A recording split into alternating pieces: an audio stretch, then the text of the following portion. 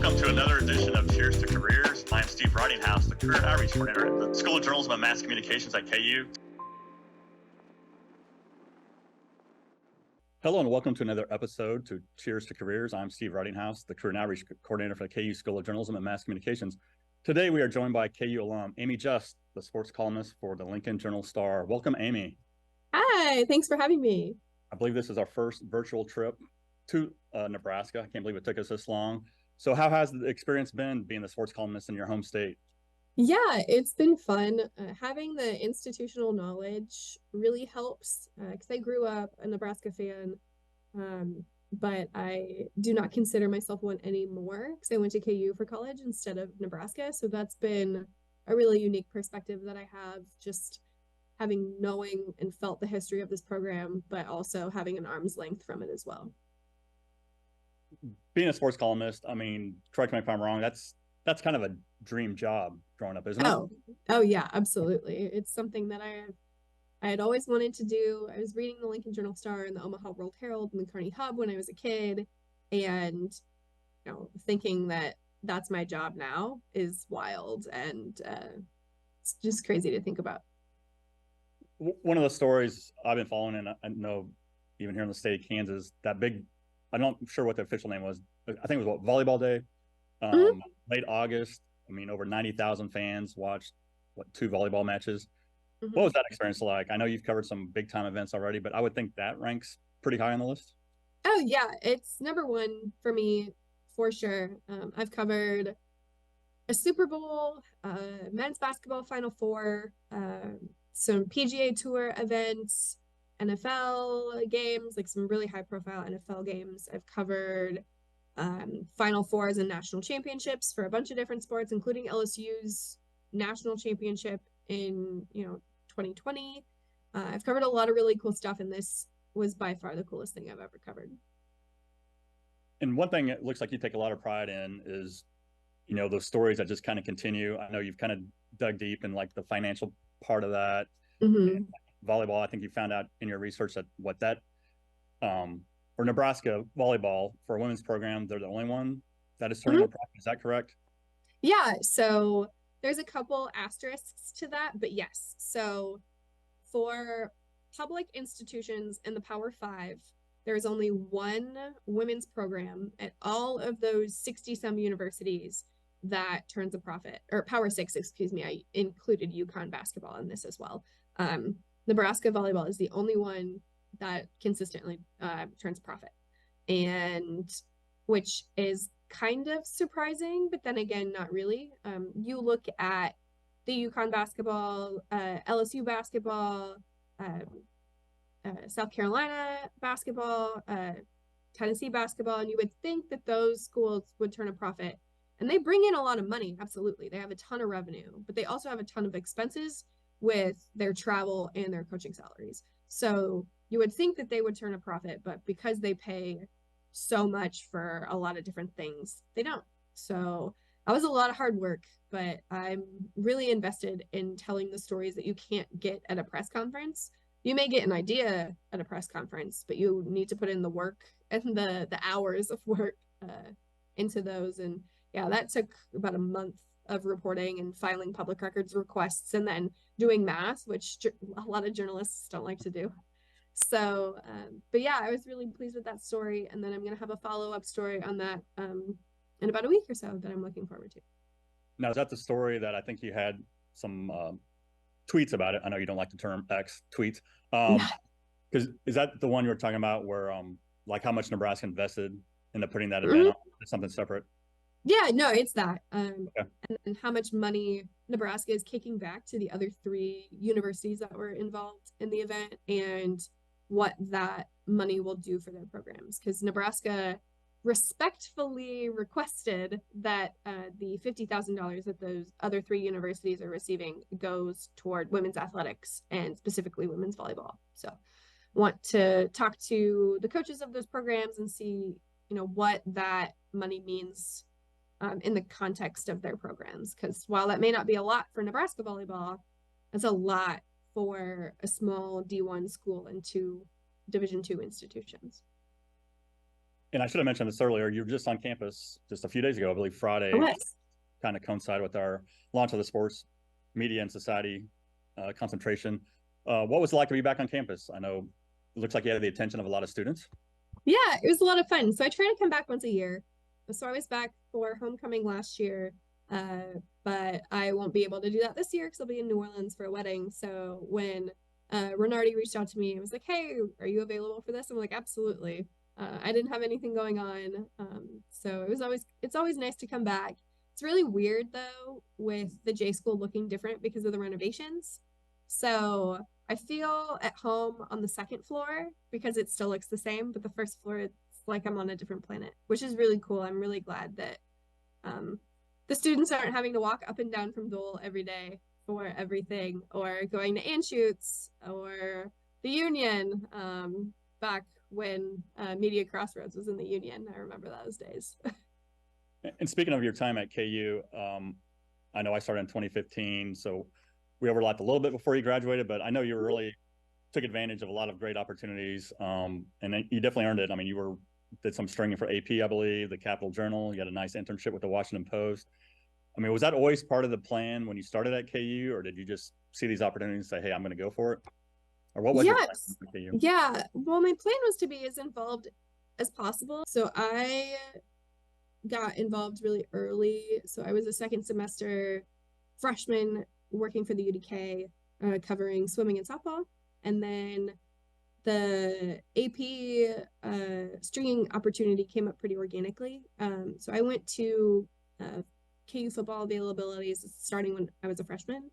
And through that is when I met the previous student stringer at the AP. And he passed my name along to Dave Scretta, who's still the Kansas City AP guy. And I ended up doing work for him for 3 years. Did a little bit of writing for Chiefs Digest, which is still around. And Chiefs Digest was briefly a part of the Topeka Capital Journal. And so I got to do some work for their sports editor there, who's no longer there, Tim. He's a great guy. Loved working for him. And did that, helped out with KU basketball for them. But yeah, through all of that work, I ended up interning at the Washington Post in between my junior and senior year. And there is no way that I get there without having all of those opportunities to work with a wide variety of different outlets. And then something I didn't know until Friday. I mean, I knew you started in Montana, but it sounds like you applied to a lot of locations. It did. Connected with Montana. So what was that experience like? I know you got to cover college football, which I always think that's a great opportunity just getting out of college. Oh, yeah. I was really fortunate because a lot of my friends who graduated the same year as me, who were interested in sports, a lot of them, were covering high schools and only high schools. And I was covering high schools too, but I also had the opportunity to cover college football as well. And that was a really great experience for me. It was like high profile FCS college football, but also being in a small market where you're forced to learn pretty quickly. I don't have 20, 30 other reporters at these press conferences where I could lean on and not ask questions. Like I have to do my research. I have to ask questions because if I don't ask them, nobody is. So that was really eye-opening for me, but really fun. I love Montana. I go back every summer now. Some of my best friends still live there. It's a great opportunity for me right out of school. And then for Montana, there was another stop before you got to Louisiana, right? You went straight to Louisiana? So I went from Montana to Baton Rouge, Louisiana. So what was it like covering an NFL team? I mean, that sounds very intense. Yeah, it's really funny. I didn't think that I ever wanted to cover the NFL again after, stringing for the Chiefs and my internship in DC. But so I covered LSU for several months before I got laid off. And I was really, really fortunate to have several job offers after I got laid off. Like that's a really enviable situation. I'm very fortunate. I was really lucky that I had a lot of people wanting to work with me. But all of those job opportunities would have been in the NFL, and I didn't envision myself going that route. But I chose to stay in Louisiana and cover the Saints, and that was wild. I fell in love with it. I thought that you can tell a lot more in-depth stories in the NFL just because the access that you get is so much better, and the working relationships that you build are so much, they're more real. It's not just built at a podium. Like, you actually get to talk to athletes and coaches about real life things, which helps you understand them as a person. And yeah, I loved most of it. Not all of it, because I covered them during COVID and there wasn't much to love about that, because you just felt so disconnected. Like, there were several Saints players that I knew I would have gotten along with really, really well, but because of COVID, you weren't allowed in the facility and everything was over Zoom, which sucked. And before COVID, you covered a game that a lot of NFL fans remember, that I believe it was the 2019 NFC championship between the Saints and Rams. And Yes. Again, that I didn't know until Friday. You were the pool reporter that got to talk to the ref that called that, I guess, non-pass interference call. Yeah. That went virtual. What was that experience like, being that pool reporter? I was so nervous because I'd never done it before. And I knew it was a big deal. I just didn't realize. I realized it after, but not before, that that's one of the biggest blown calls in the history of the NFL. And I was the pool reporter for that. So whenever, I guess, they do a documentary about it, I guess I need to be interviewed for that. And so in my preparations for this, I'd read, hundreds of pool reports. And, in every pool report ever, the official knows what you're talking about, or knows what the pool reporter is talking about. And so I read off the explanation of the play, and I ask him, what he saw, and he's like, I didn't see the play. I'm just like, what?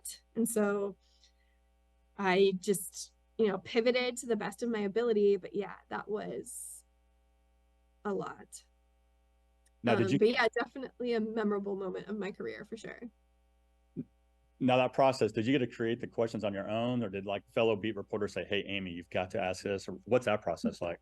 Yeah, so I was talking with a bunch of the other reporters who had specific questions that they wanted asked, but all of them were under the presumption that he knew what I'd be talking about. And so when he said he didn't know what I was talking about, then I had to rely on myself for that, because you're the only one in there, which that was wild. I still can't believe that he didn't know what I was talking about. And it was pretty obvious that play was blown. I mean, I remember watching that game, and it's like, wow, they really missed that one.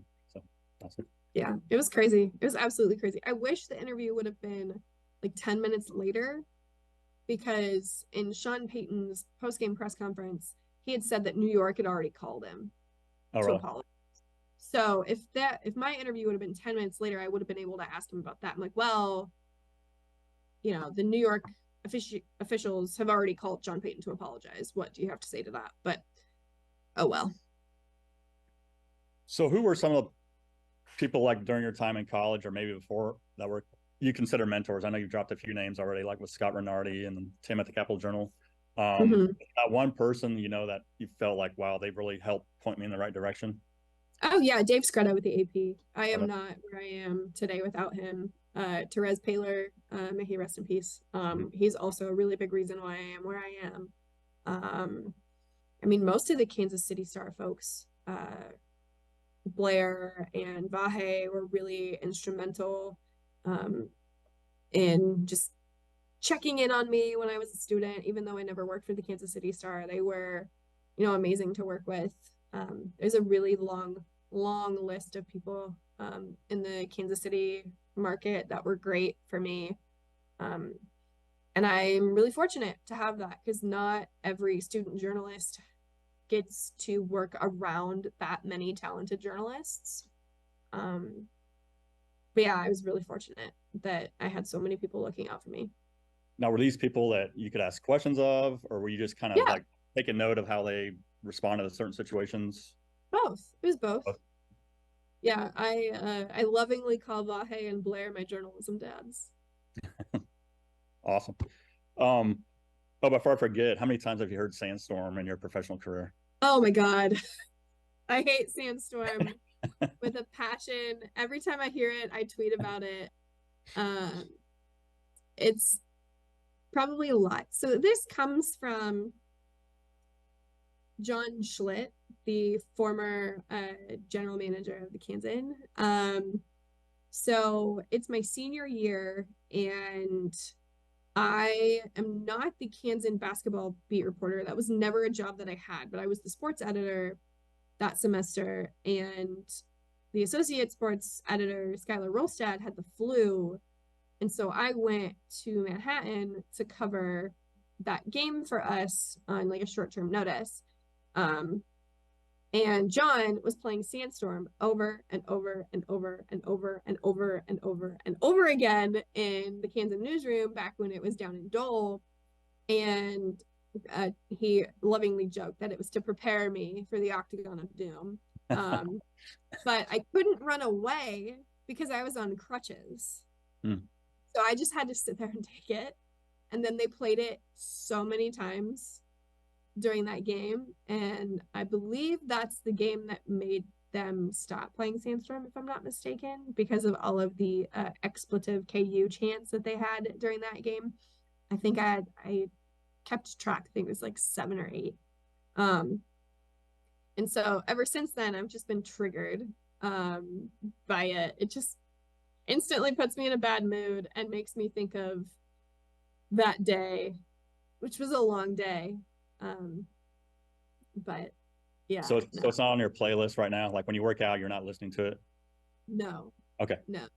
If I hear it, like I know what it is instantly and I turn it off, or if it's like in a sporting arena where I can't turn it off, I just roll my eyes. I'm like, there are so many better songs. There's so many better songs. And I noticed, like over your shoulder, you're in your office. Are those some recent Nebraska Press Association awards? I mean, I think you swept some categories recently, correct? Yeah, so that those are Louisiana Sports Writers Association okay. and Associated Press Editors Awards back there. Yeah, I did. I swept some categories on the national level this past year. But you know, awards are so fickle. Like you never know. Like you may write the best thing in your life and it won't win, and then you may write something that you think is garbage and it wins. It just totally depends on the judges. So a story that I tell people, it has nothing to do with me, but there has only been one newspaper in the state of Montana win a Pulitzer. The Great Falls Tribune in the late 90s or early 2000s did a really beautiful series on alcoholism, and it won a Pulitzer. None of those pieces placed in the Montana Newspaper Awards. Wow. So it's so like the trophies are nice, but like I don't wrap everything up in it.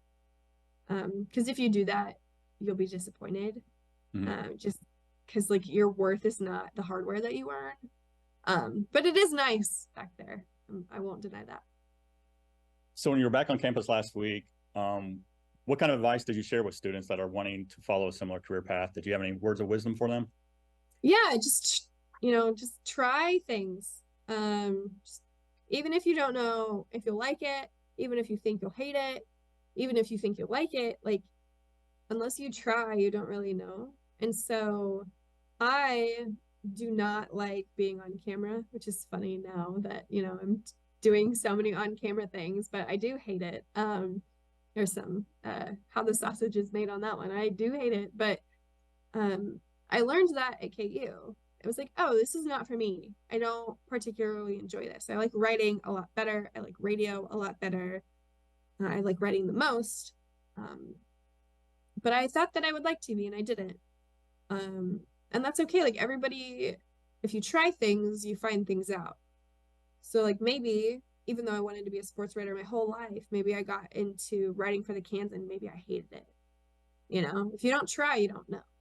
And so I think when you're in college, you have this safety net, essentially, that if you figure out you don't like something, or you figure out that you do like something, you've had that opportunity to try, and you're not out in the real world with no safety net. And are they spelling your name right now? Your first name right on your like little press row? Sometimes, Have they spelled that? sometimes, Okay. sometimes, not always. So I get Arnie or Annie a lot. One of my favorite moments of me being back was the day that Scott Frost got fired. The athletic director, Trev Alberts, he, you know, big time football player back in the day for Nebraska, first round draft pick. He was so sleep deprived that he called me Annie, like in the press conference. We joke about it now, but so even guys like that sometimes mess it up. But you know, it's funny though. I was just like, did he call me Annie? And I went back and I listened, and sure enough, yeah, he did. He was so sleep deprived after that, but you know, it's okay. It just makes for a funny story now.